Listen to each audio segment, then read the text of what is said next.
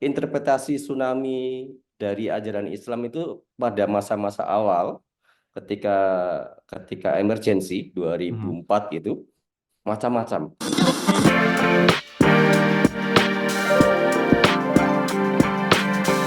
Hai sahabat TCID, kalian sedang mendengarkan podcast Suara Akademia.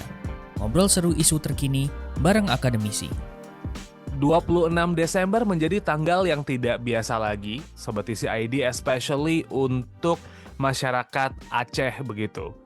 26 Desember tahun 2004, sebuah gempa dengan skala yang besar dan gelombang tsunami menyapu daerah Aceh dan menyebabkan banyak sekali korban jiwa pada peristiwa tersebut. 2004 menuju 2024 bukanlah waktu yang singkat untuk melupakan apa yang sudah terjadi begitu. Bahkan sepertinya untuk masyarakat Aceh ini sudah sangat menempel situasi yang terjadi 20 tahun yang lalu dan bagaimana masyarakat Aceh recover dari kejadian 20 tahun lalu sampai dengan hari ini masih menarik untuk dibahas. Dan dalam rangka TCID melakukan sebuah dalam tanda petik campaign mengenai memperingati 20 tahun tragedi tsunami Aceh di episode Suara Akademia kali ini yang memang bertepatan dengan peringatan em, bencana alam, gempa bumi dan juga tsunami di Aceh. Kita bakal ngobrol gimana masyarakat Aceh itu recover dari kejadian 20 tahun yang lalu, especially terkait dengan kearifan lokal dan juga budayanya. Untuk episode kali ini, kita bakal ngobrol bareng sama Mas Muzain Nazarudin. Beliau adalah akademisi dari Universitas Islam Indonesia. Halo, Mas Muzain. Apa kabar, Mas? Halo Mas, selamat siang. Oke. Jogja gimana nih, Mas? Menuju akhir tahun, Mas, kalau boleh tahu. Hujan terus setiap hari, pagi, Hujan ya? siang, sore, nggak tentu. Ah, Kadang pagi-pagi kita bangun-bangun udah di luar jendela. Kadang malam-malam menjelang tidur masih deras hujannya. Sore sih. ya gitu. Ya. Tapi traffic belum terlalu padat ya, Mas ya? Jogja sekarang bagi orang Jogja sendiri nggak nyaman kalau untuk akhir tahun. Terlalu Yang padat. yang orang Jogja disuruh ke rumah ya, Mas ya? Iya, kami kami di rumah aja. Nah, kita sekarang coba berbicara soal peringatan Mas, peristiwa bencana alam gitu di Aceh 20 tahun yang lalu. Eh, kita kalau misalnya ngelihat situasi yang sekarang berkaca sejauh ini juga gitu ya. Gimana nih Mas Muzain ngelihat faktor-faktor yang berkontribusi terhadap resiliensinya masyarakat Aceh gitu terhadap peristiwa 20 tahun yang kemarin? Karena kalau misalnya nge-flashback sedikit ke beberapa bulan yang lalu atau mungkin bacaan-bacaan di luar sana begitu, masyarakat Aceh ini terkenal kuat gitu Mas menghadapi ini Mas. What do you think? Iya, betul, betul. Jadi eh, kalau misalnya kita menggunakan ukuran sederhana, tingkat bunuh diri setelah kejadian bencana, nah di Aceh itu nihil. Berbeda dengan misalnya di Jepang, tingkat bunuh dirinya cukup tinggi. Dan ini s- penyebab paling pertama dan utama menurut saya adalah Islam, agama Islam Mhm. yang menjadi dasar mengapa orang Aceh kemudian bisa sekuat itu. Ini menarik sebenarnya, interpretasi tsunami dari ajaran Islam itu pada masa-masa awal ketika ketika emergensi Mhm. 2004 itu macam-macam. Para tengku, para pengkhotbah itu di masjid-masjid, di mimbar-mimbar ada yang mengatakan, oh, tsunami itu hukuman dari Allah. Nah, Ya. tokoh agama yang lain mengatakan tsunami itu peringatan dari Allah. Kemudian tokoh agama yang lain, tengku yang lain mengatakan tsunami itu ujian dari Allah. Nah, cuman lama-kelamaan nih, seiring waktu, akhirnya terbentuk semacam konsensus kesepakatan di mana tafsir jadi tunggal. Ya. Menjadi ada tafsir utama yaitu tsunami sebagai ujian, ujian dari Allah. Nah, ini tafsir tsunami sebagai ujian dari Allah ini kemudian punya konsekuensi yang cukup panjang. Yang pertama, karena ujian itu kan diperuntukkan untuk seseorang yang dicintai kan begitu, diuji kan. Ya. Yang kalau seseorang diuji itu berarti dia dicintai. eh untuk ditingkatkan derajatnya, kira-kira Betul. begitu. Nah, kemudian oh berarti Allah itu mencintai masyarakat Aceh agar dengan tsunami ini masyarakat Aceh menjadi semakin meningkat kualitasnya. Hmm. Nah, kira-kira begitu. Itu satu sisi. Yang kemudian sisi yang kedua, kalau tsunami itu ujian, berarti yang meninggal itu kan peristiwa ujian dari Allah. Nah, yang Hmm. meninggal berarti adalah syahid. Ya, Berarti adalah syuhada dia. Kan beda kalau tafsirnya tsunami itu adalah hukuman, berarti yang mati kan terkena hukuman. betul. Para pendosa yang dihukum kan begitu. Nah, Ya. tapi karena ini tafsirnya adalah ujian, maka yang meninggal adalah para korban tsunami itu adalah mati syahid. Mhm. Nah, ini memudahkan para penyintas orang-orang yang masih hidup itu untuk segera segera merelakan. Jadi mereka Oke. bisa akan kerabat yang sudah meninggal karena meyakini mereka sudah di surga. Kira-kira kayak gitu. Mhm. Nah, cuman kira-kira dengan tafsir itu orang akan menjadi cepat bangkit, yang meninggal sudah masuk surga, sudah diangkat oleh Allah menjadi syuhada, kemudian yang hidup diberi kesempatan kehidupan kedua untuk menjadi lebih baik. Jadi mereka kemudian secara psikologis terrecovery. Mhm. Nah, karena mereka terrecovery secara psikologis, mereka kemudian aktif terlibat dalam recovery recovery fisik. Oke. Gitu. Ya. Itu dari sisi agama menarik buat kita bahas nih Mas. Tapi kalau Hmm. kita bergeser sedikit ke kearifan lokal dulu ya, sebelum kita akhirnya dalam ke Hmm. soal agama nih. Hmm. Aceh Hmm. dikenal dengan budaya smong gitu nih Mas. Ya, Peranan ya, ya. kearifan lokal nih, itu juga punya Hmm. punya apa nggak ya? Punya dampak nggak ya terhadap proses recovery sampai dengan 20 tahun di hari ini nih Mas? Ya, ya, ya. Oh, itu jelas dampaknya sangat sangat sangat besar. Sebenarnya Semong itu kan kearifan lokal masyarakat Simelu. Hmm. Simelu itu pulau yang agak jauh nih dari Pulau Sumatera, pulau kecil. Ya.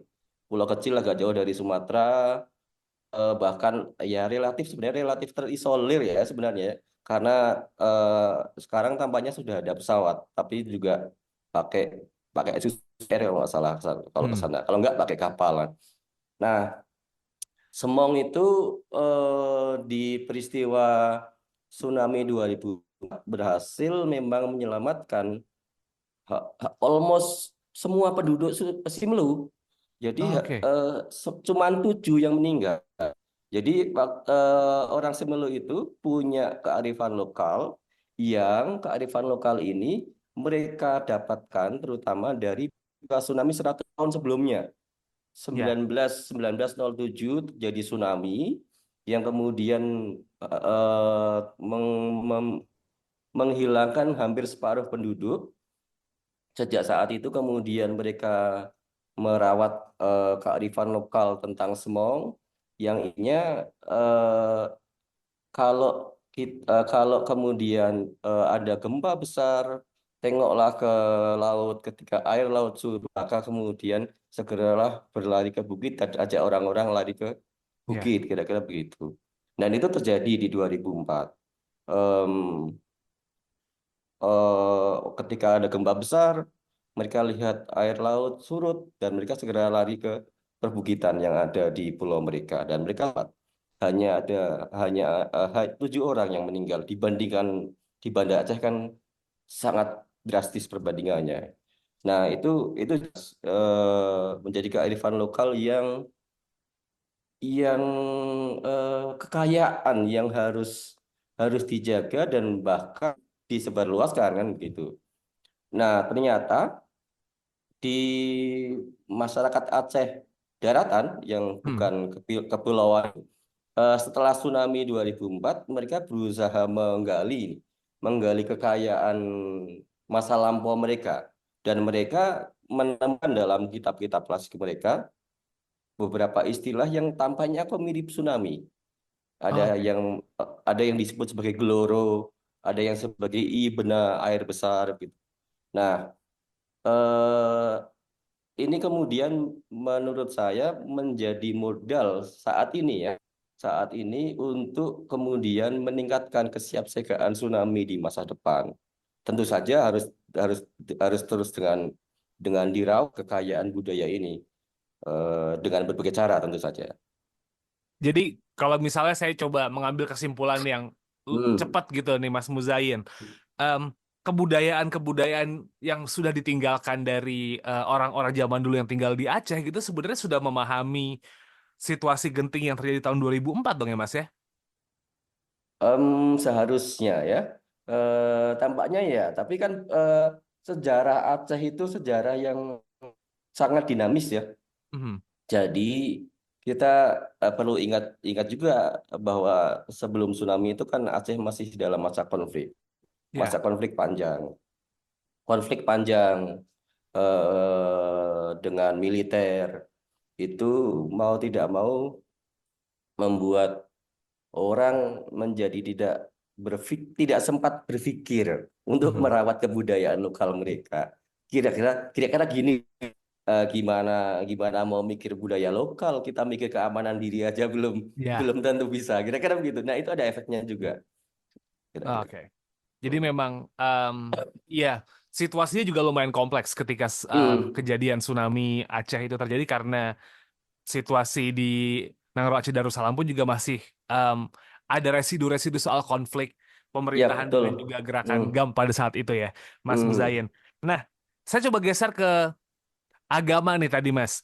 hmm, Menarik untuk saya karena kalau misalnya mau kita lihat situasinya Aceh sekarang kan memang mereka kuat di Islam ya Mas ya gitu, bahkan hmm, hmm. menegakkan hukum syariat gitu. Is there any differences nih Mas gitu soal peranan agama yang membentuk sistem kepercayaan dan juga nilai-nilai masyarakat Aceh dari sebelum terjadinya tsunami dan setelah terjadinya tsunami? Karena tadi Mas Muzayan lumayan menarik nih Mas ketika ngomongin setelah ada tsunami dan narasi khotbah tuh jadi satu sekarang begitu. Sebelum dan sesudah nih ada perbedaan nggak sih, Mas? Sorry ini agak batuk ya. Hmm, Hmm, jadi memang tafsir tsunami yang diseragamkan itu sebenarnya semacam langkah politik ya dari para pemimpin Aceh ya waktu itu.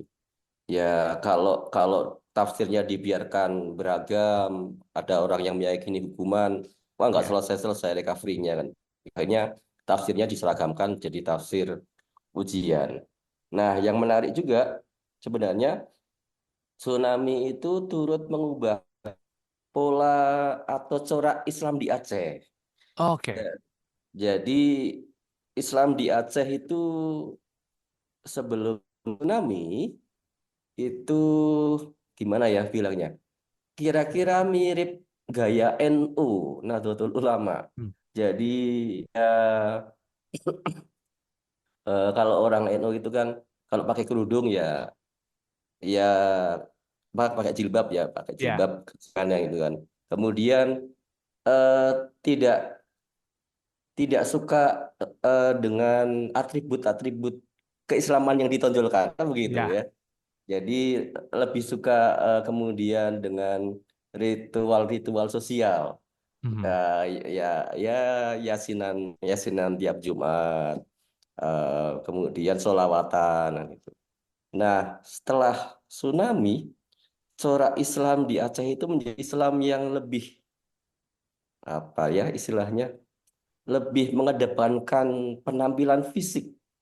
Jadi Mhm. penampilan fisik dalam berislam itu menjadi penting di sana sekarang. Orang kemudian berkerudung, berjilbab, ya sebisa mungkin pakai jilbab yang besar gitu kan. Ya. Bajunya baju gamis misalnya gitu. Walau tentu saja masih ada tetap yang kerudung besar pakai celana jeans, tapi itu kemudian menjadi dipandang tidak baik kan gitu di sana Mhm. sebenarnya. Jadi dan is, Islam di Aceh setelah tsunami, iya itu menjadi lebih lebih formalis dan lebih modernis banyak sekolah-sekolah Islam yang sangat modernis yang lahir setelah tsunami. Kalau di Jawa semacam IT, SMPIT, nah kira-kira begitu. Ya, Karena berkembang juga. Nah, ternyata tsunami cukup punya peran dalam mengubah corak Islam di Aceh. Itu menarik baik. sebenarnya. Itu Hmm. corak Islam, Mas. Nah, gimana soal perubahan sosial yang lain gitu yang terjadi pasca tsunami nih, Mas? Hmm. eh Apakah banyak gitu yang perubahan-perubahan yang terjadi dan mempengaruhi penerapan kearifan lokal, terus juga praktek keagamaan gitu, Mas? Apalagi pasca tsunami gitu. Hmm. Ada perubahan yang menyenangkan, ada yang tidak menyenangkan ya sebenarnya. Kalau dalam konteks kearifan lokal, Hmm. perubahan perubahan yang menyenangkan tentu saja geliat sains di Aceh meningkat sangat drastis setelah tsunami. Mhm. Kita bayangkan Aceh sebelum tsunami itu kan Aceh yang tertutup karena daerah konflik sebagainya. Para akademisi, para scholars sangat dibatasi kebebasan berpendapat dan bersuara. Setelah tsunami, eh, geliat akademik ini menjadi sangat kuat, Mhm. termasuk kemudian eh, geliat akademik untuk mempelajari bencana alam. Ya. Di Aceh ada TDMRC, Tsunami and Disaster Mitigation Risk, TDMRC, Tsunami Disaster Mitigation MRC, Risk Mitigation Centers, kira-kira gitu. Ya. Nah, nah itu em, menjadi sentra pengembangan kajian kebencanaan yang cukup terdepan bahkan di Indonesia. Mereka biasa dapat dapat funding dari luar negeri dalam jumlah besar untuk mengembangkan kajian-kajian kebencanaan. Dan imbasnya menurut saya yang menyenangkan adalah kesadaran orang Aceh tentang tsunami sebagai fenomena alam, kemudian termasuk gempa bumi adalah fenomena alam, di mana kemudian fenomena alam tentu ada gejala-gejala alam yang bisa di, diamati, termasuk bagaimana merespon itu berdasarkan pengetahuan ilmu itu meningkat drastis. Ya. Saya beberapa kali kan mengadakan semacam workshop lah untuk anak-anak muda di Aceh dan saya eh, sering tanya ke mereka tsunami itu menurutmu apa? Mereka menjelaskan dengan sangat ilmiah. Banyak yang menjelaskan tsunami adalah eh, pertemuan dua lempeng samudra disebabkan oleh retakan dua Ya. lempeng samudra dan seterusnya, dan mereka bisa menjelaskan secara ilmiah, dan itu itu menunjukkan bahwa eh, menjadi modal sosial untuk resiliensi masyarakat Aceh. Ini perkembangan yang menurut saya harus harus kita rawat bersama, termasuk bisa menjadi contoh juga di daerah-daerah lain. Cuman tentu saja di beberapa hal lain eh, di Aceh setelah tsunami, Aceh menjadi kota yang semakin urban. Banda Aceh itu menjadi sangat urban. Banyak sekali pendatang baru yang tinggal di daerah-daerah pinggir pantai yang sebenarnya itu adalah rumah bantuan tsunami, tidak dipakai oleh penghuninya, disewakan dengan harga sewa yang sangat murah. Jadi para pekerja-pekerja itu tinggal di situ, sebagian kemudian ada yang eh, beranak pinak di situ, dan mereka tidak punya memori tsunami. Mereka Oke. tidak punya pengetahuan yang cukup tentang tsunami. Dan ini menjadi PR sebenarnya, karena kalau kalau jumlah jumlah orang yang seperti ini tidak punya memori dan agak agak acuh tak acuh dengan tsunami, itu kalau semakin besar bisa berbahaya bagi masyarakat Aceh secara Ya. umum. Ini perkembangan yang menurut saya, ya ada yang positif di perkembangan sains, ada yang kurang mengenakan dalam hal perkembangan Banda Aceh sebagai kota yang semakin urban. Itu perkembangan Banda Aceh sebagai kota yang jauh lebih urban, banyak sisi positifnya ya. Secara ekonomi meningkat, perekonomian Banda Aceh meningkat tajam setelah tsunami. Semakin banyak mall, semakin banyak hotel di Banda Aceh setelah tsunami. Baik. Jadi memang selalu ada dua sisi mata koin gitu Mas Muzain ya. Ya, Nggak selama kita bisa ngelihat cuman kayak oh there's a bright side but there's also a dark side too gitu. Cuman semoga bisa diredam gitu. Cuman berbicara soal Aceh yang bisa dibilang berbeda nih. Sebelum tsunami dan juga pasca tsunami begitu Mas Muzain. Ada perkembangan yang pesat sekali selama 20 tahun kebelakangan. Berbicara soal ketegangan nih antara pengetahuan tradisional dan juga modern di perkembangan daerah Aceh dari tahun 2004 hingga 2024 sekarang. Gimana nih ketegangannya nih Mas? Especially soal konteks kebencanaan begitu. Ya, ya, ya. Eh, nah, ini menarik. Di Aceh khususnya menjadi sangat menarik karena beberapa penelitian ilmiah yang sering saya baca seringkali mengkontraskan antara interpretasi beragama dengan penjelasan berbasis sains tentang bencana. Jadi sering dikontraskan itu bahwa penjelasan agama itu sangat kontras dan kontradiktif dengan sains misalnya begitu.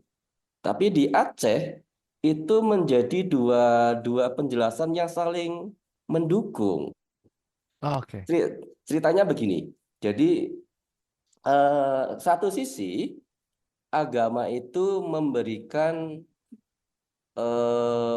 kemampuan menjelaskan peristiwa bencana yang tidak bisa dijelaskan oleh oleh akal manusia, kira-kira begitu. Jadi kalau kita ingat peristiwa tsunami 2004 kan kemudian orang manusia itu seperti berhenti kan. Ya. Kok bencana sedahsyat ini kan kemudian bahkan sains pun kemudian tiba-tiba berhenti. Eh, Akal budi manusia tiba-tiba tidak bisa berbicara.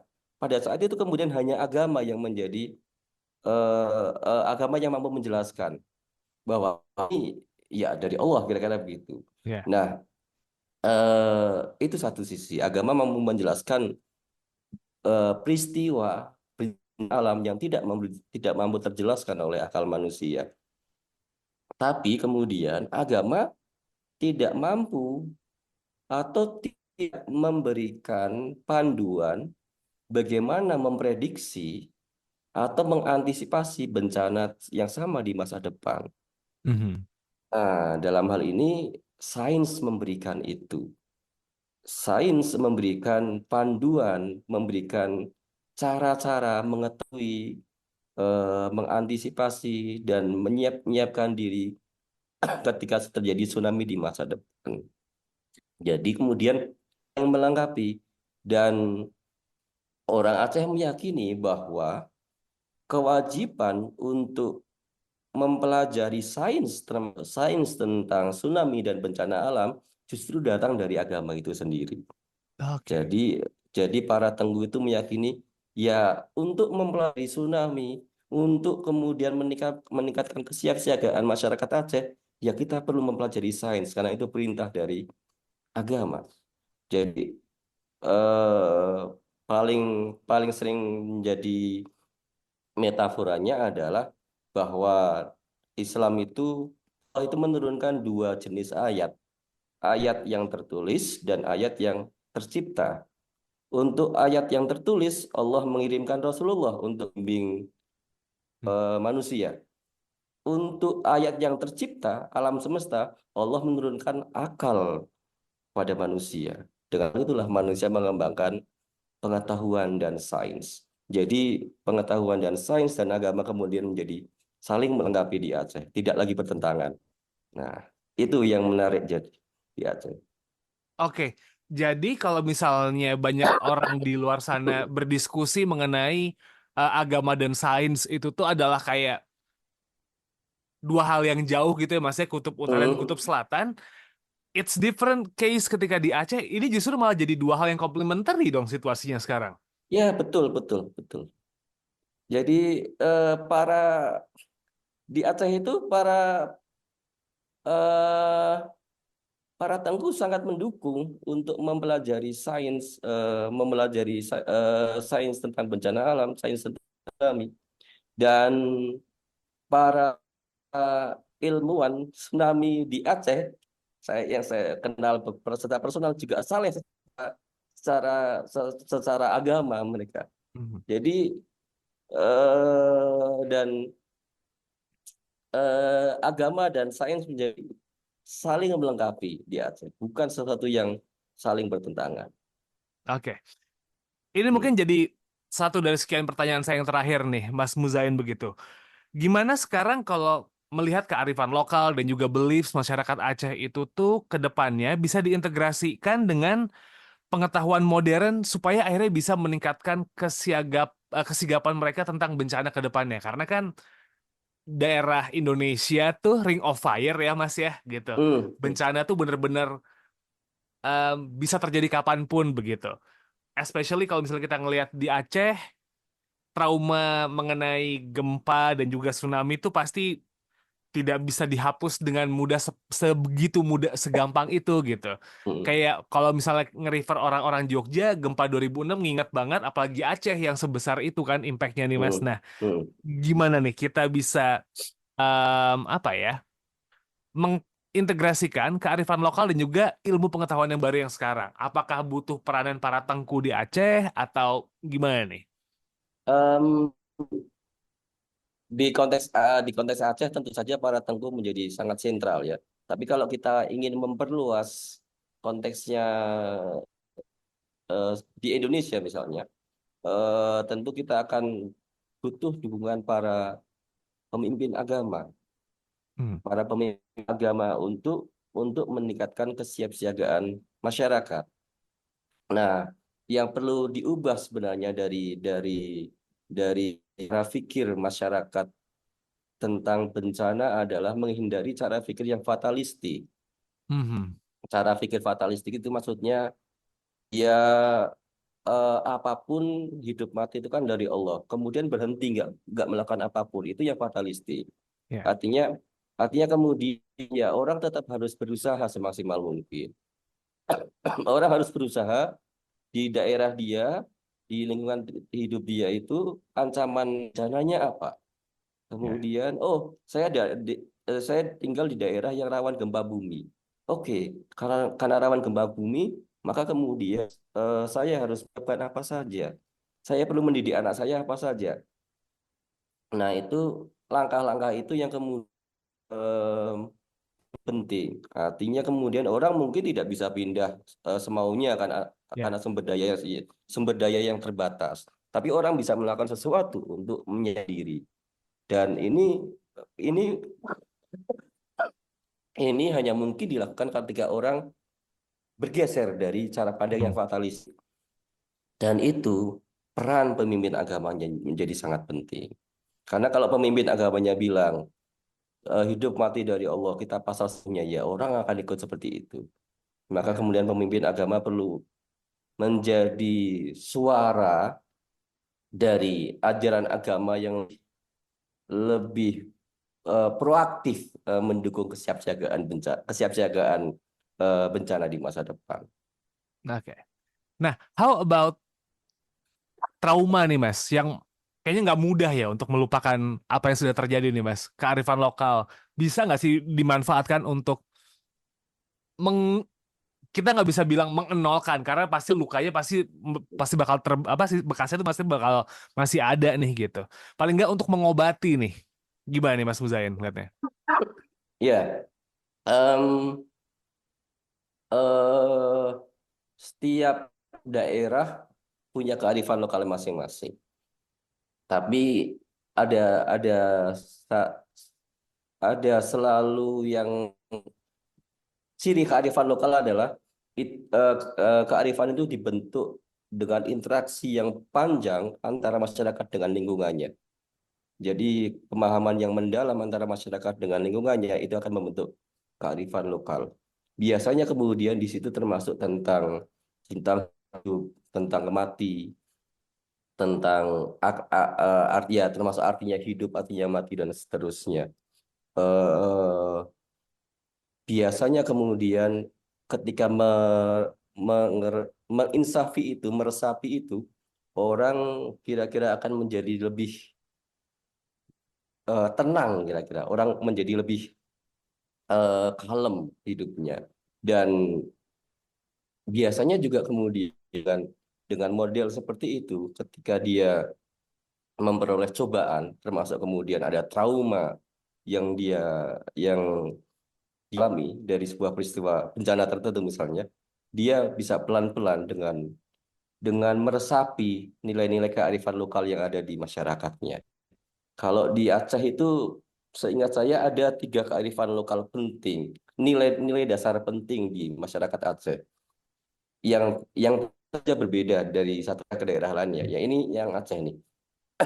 Yang pertama adalah eh, ingat, seimbang, dan syukur. Nah, Oke. ingat, ingat artinya silakan berbuat apapun semau-mau kamu, kira-kira gitu. Hmm. Tapi artinya ingat bahwa ada Allah. Nah, Oh. bahwa ada yang mengendalikan di luar diri, mengendalikan di luar kemampuan. Hmm. Bahwa ada Allah yang kemudian mengendalikan semuanya. Nah, dengan ingat itu kemudian orang akan hati-hati dia. Hmm. Dia orang akan hati-hati, tidak tidak serakah dan seterusnya. Yang kedua, dengan ingat itu orang akan jadi seimbang, seimbang dalam hidupnya, seimbang dalam berhubungan dengan Allah, berhubungan dengan tetangga, berhubungan dengan anak, dengan orang tua, melakukannya dengan pas, kira-kira begitu. Hmm. Nah, orang yang ingat dan seimbang dalam masyarakat Aceh kemudian dia adalah orang yang sempurna. Hmm. Nah, ketika dia sudah menjadi orang yang ingat dan seimbang, maka dia akan bersyukur. Dibuktikan dengan kenduri. Orang Aceh Oh. sangat sangat sangat suka kenduri. Karena kemudian kenduri itu adalah ungkapan syukur atas kenikmatan yang diberikan Allah. Jadi kalau eh, orang yang dekat dengan Allah itu diasumsikan akan enak, kira-kira begitu. Nah, orang makan enak dengan asumsi ini kenikmatan dari Allah. Nah, itu contoh kearifan lokal yang kalau kita resmi lebih jauh kemudian bisa menjadi nilai-nilai yang sebenarnya bisa untuk bisa untuk obat atau bisa menjadi alat untuk pemulihan trauma pasca bencana. Tentu di daerah yang lain ada yang mirip-mirip seperti itu.